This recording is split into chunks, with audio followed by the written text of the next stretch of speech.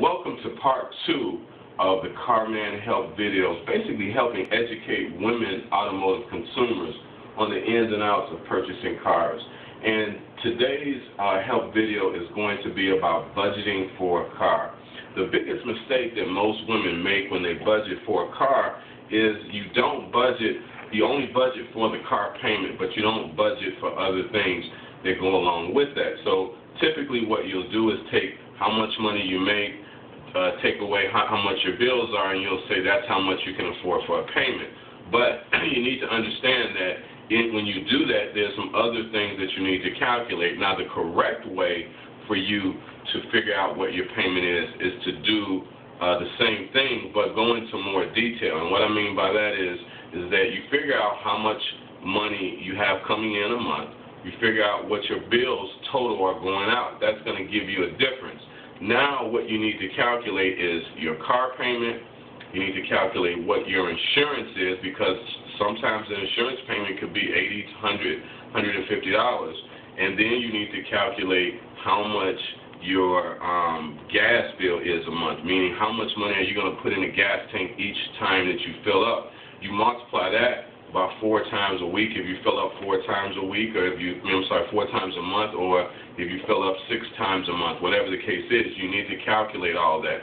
So once you calculate all that, there's a very good chance that if you had a car payment budgeted for $400, when you add the $120 insurance payment, and then you add the $200, let's say, in gas, that's an additional $320. Add that to $400, you're at a car payment of $720 a month, which is an awful lot of money above what a $400 a month budget would basically call for. So you can see how people can make mistakes as far as, not budgeting enough money for their next car purchase.